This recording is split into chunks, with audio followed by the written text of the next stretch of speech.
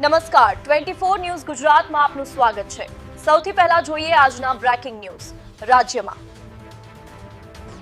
વાવ Tharad SOG શાખાએ Tharad police station વિસ્તારમાં વાહન ચેકિંગ દરમિયાન બોલેરો કેમ્પર ગાડીમાંથી 513 ગ્રામ માદક પદાર્થ અફીણ સાથે 2 આરોપીઓને ઝડપી પાડ્યા છે। પોલીસને અફીણ, 2 મોબાઈલ ફોન અને બોલેરો કેમ્પર ગાડી સહિત કુલ અંદાજે ₹10,66,500નો મુદ્દામાલ કબજે કર્યો છે। મળતી માહિતી મુજબ સરહદી રેન્જ કચ્છ ભુજના પોલીસ મહાનિરીક્ષક ચિરાગ કોરડિયા તથા વાવ-થરાદ જિલ્લાના પોલીસ અધિક્ષક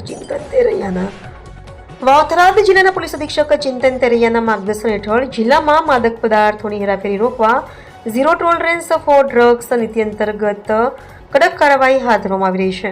તે અન્વયે એસઓજી શાખા વાવ-થરાદના પોલીસ ઇન્સ્પેક્ટર એજી રબારીના માર્ગદર્શન હેઠળ હોળી ધૂળેટી તહેવારને ધ્યાનમાં રાખી માંગરોળ ગામની સીમમાં ભારતમાલા રોડ નજીક વાહન ચેકિંગ હાથ ધરવામાં આવ્યું હતું।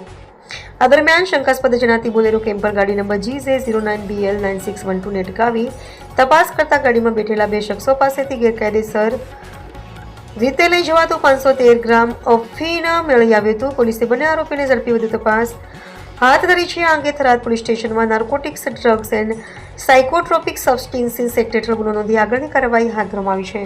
અહેવાલ રાણાભાઈ પારેગી, થરાદ।